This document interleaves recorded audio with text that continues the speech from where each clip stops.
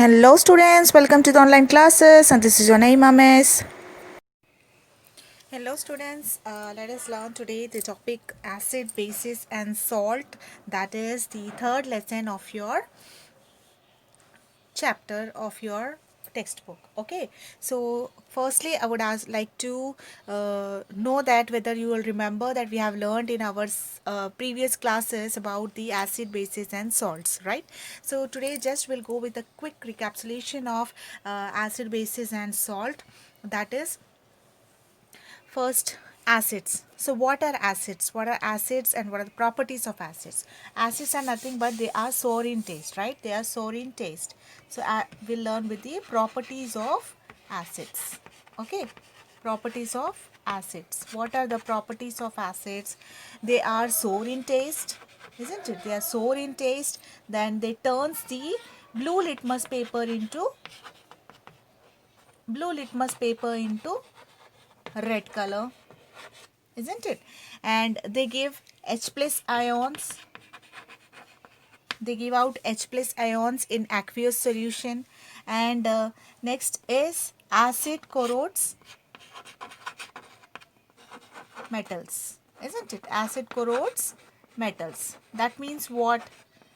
That means they are very sour in taste.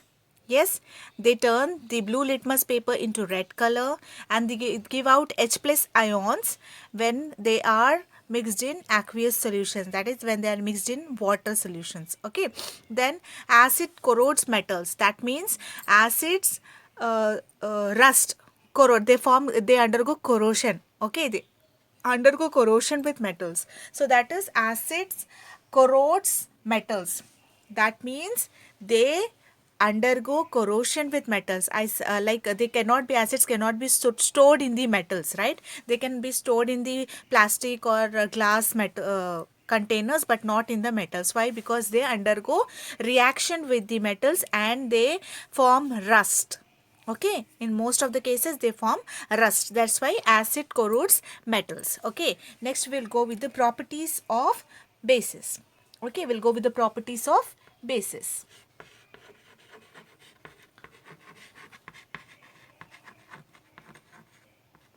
Properties of bases. Now what are the properties of bases? The properties of bases are they are bitter in taste. When we taste it, they are bitter to taste.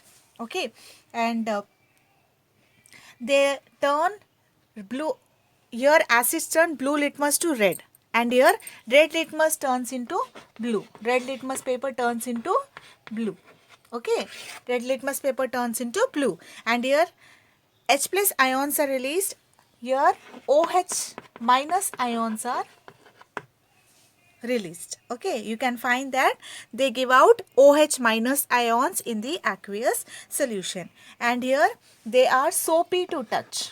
Okay, they are very soapy to touch. When you touch it, you feel like soapy. Okay, for example, if you take this one, what do you say, soaps or washing soda or any detergent, when you just mix it up with the water, you feel like very slippery like. Okay, that is nothing but soapy. Okay, then next, coming to the examples of acids and bases. If you see in acids, you can say that they are strong acids and weak acid. We have learned in our previous classes about the classification of acids, that is strong acid and weak acid, concentrated and diluted. So here we can say that strong acids, you can take the examples of HCl. Okay, what can you take the example? That is HCl. HCl is nothing but hydrochloric. Yes, hydrochloric acid. And you have sulfuric acid, H2SO4. You have nitric acid, that is HNO3. Yes, these are some of the examples of strong acids. Okay, they are very strong in nature. Whereas if you go with weak acids, you have acetic acid.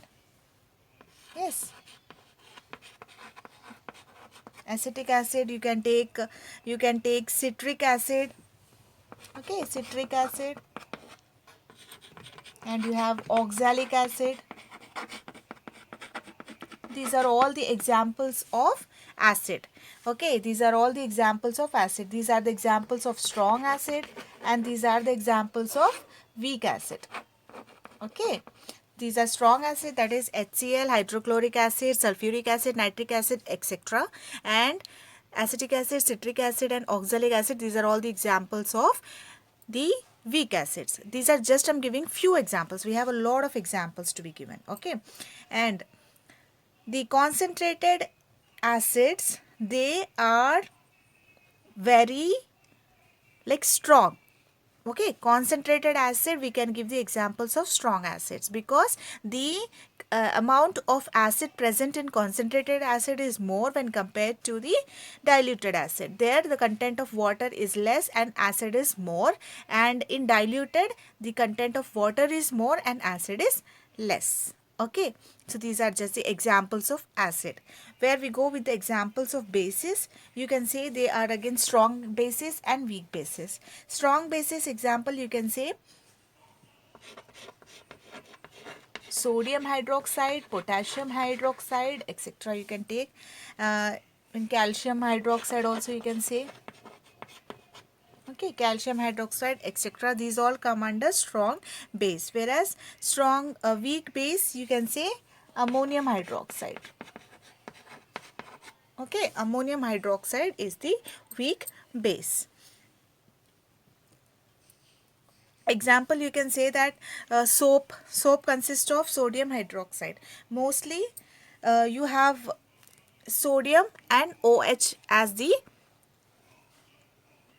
most important ion in the sodium hydroxide. Okay, so you can say sodium hydroxide is the example of strong base. Bases which are soluble in water are called as alkali. Okay, there are some bases which are soluble in water and they are called as alkali. What are they called as? They are called as alkali. Bases which are soluble in water are called as alkali. Okay, so with this we have come to know about the acid and bases, which we have just gone through the we have gone to picture out that to recollect whatever we have learnt in our previous classes. Then now we will go with the indicators. So yeah, we'll learn what are indicators. Indicators are nothing but the substances which changes the color or the smell of the substance whatever we are taking is called as indicator. So indicator are again of three types: natural, synthetic and olfactory. Natural, as we already know, litmus paper, turmeric, all these things come under natural. Okay, litmus paper, litmus paper, turmeric, all this comes under natural. Okay, and see, litmus paper, it turns blue paper into red, then that is acid. Yes, and if it turns red paper into blue, then that is base. And turmeric is nothing but when it is it is acid, it will not change its color, it will be yellow only, but when it comes into contact with the base, then it changes into red color. Okay, and then coming to synthetic acids are nothing but which are produced artificially, then it is which consist of chemical substances in it, and they are again mostly used are methyl orange,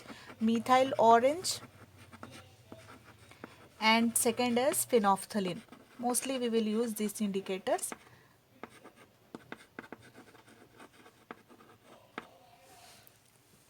And next is olfactory. Olfactory indicators are the substances which have different odor in acid and bases. That means when the based on the this we have termed in that is natural, and synthetic we have termed on based on the colors, right? So now olfactory is based on the smell.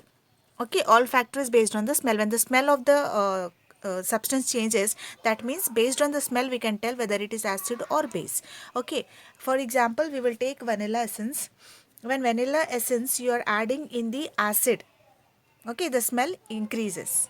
Whereas if you are adding in the base, no smell will change. Okay, example we are taking as vanilla essence. Vanilla essence, I hope you all know what is vanilla essence.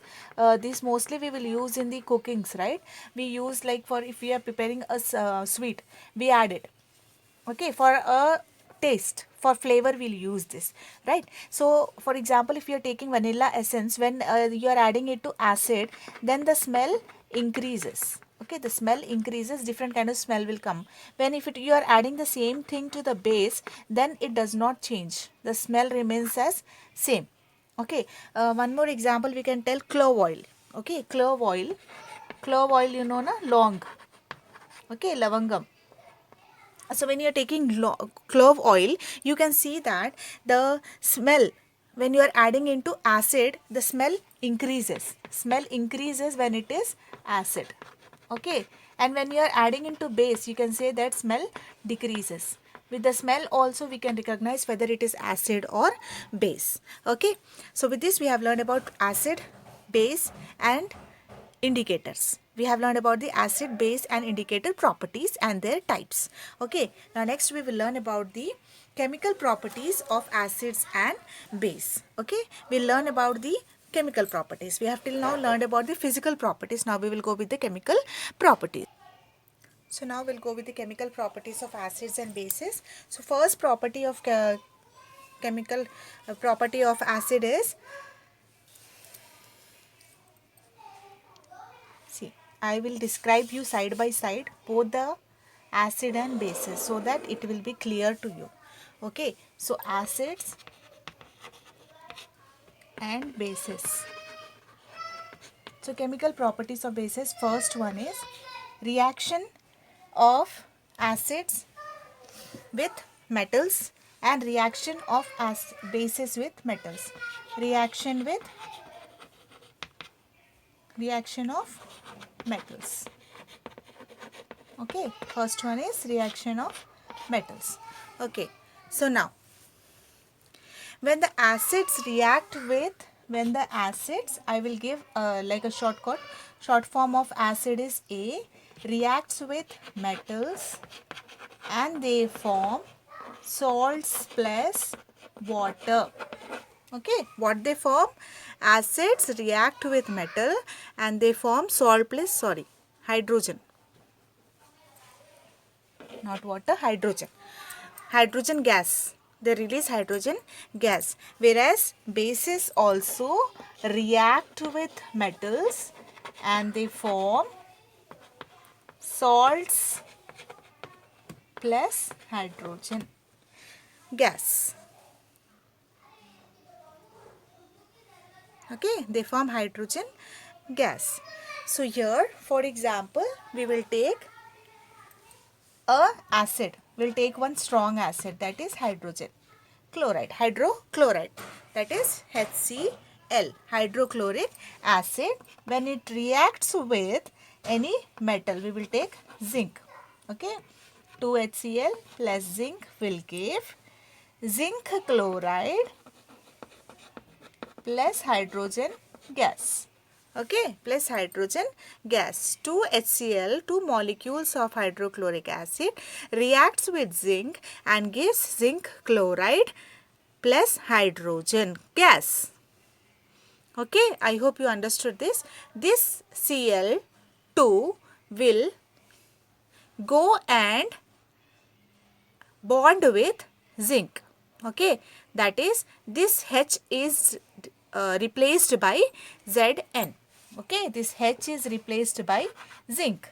So this reaction we have learned in chemical equations and reactions that this reaction is called as displacement reaction. So here we form ZnCl2. Okay, in the same way here we will take one example, that is we will take one strong base 2NaOH plus, here also we will take same metal zinc and you will get, what you will get? Na2ZnO2 plus hydrogen gas. Okay, you'll get hydrogen gas. What is this? 2 molecules of sodium hydroxide react with zinc and give you sodium zincate. Okay, sodium zincate, Na2ZnO2 plus hydrogen gas. Now, how we will know that the gas released here is hydrogen? How we will know here also the gas released is hydrogen? So, this we will be testing with hydrogen. We will take one test. Okay, that is test of hydrogen gas. For this, we have to uh, prepare an experiment, that is, I'll explain you here. So this is the setup. Okay, so here what we are going to do, we are going to take a test tube. This is your test tube. Okay, and then in this test tube we are going to add HCl.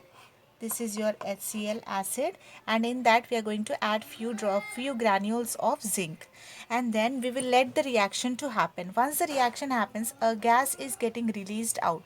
That gas is passed through the delivery tube. We are passing this through the delivery tube to the another container which is containing soap water. Okay, this is containing soap water. Now this soap water, when this hydrogen gas is passing through this, what it will happen, some air bubbles will start coming out, some gas will be coming out. To test that, what we will do, we will keep the candle and we will enlighten it. We will keep the enlightened candle here. So you can see that a bursting sound will come up, that is a pop-up sound will come up when the hydrogen gas will come in contact with the candle light. You can see that a pop-up sound will be coming out. That proves that this sound is due to the presence of hydrogen gas. Whenever you find some pop-up sound, example also you can take balloon. No, when you just pin up the balloon, you'll see that a pop-up sound will be coming out. Why? That is because of the hydrogen gas. This bombs, whatever we use, crackers in the Diwali, those also consist of hydrogen gas, right? That's why that sound comes because of the uh, hydrogen, presence of hydrogen. Okay, so here in this experiment we can say that when this soap water is reeling out the gas, you can see that when you put on the candle near to the air bubbles coming out, you can see that this pop-up sound will come out. Because of the presence of hydrogen gas, this pop-up sound will come out. With this we can prove that the presence of hydrogen gas. With this we have completed the reaction of metals with acids and bases, and remaining will continue in the next class.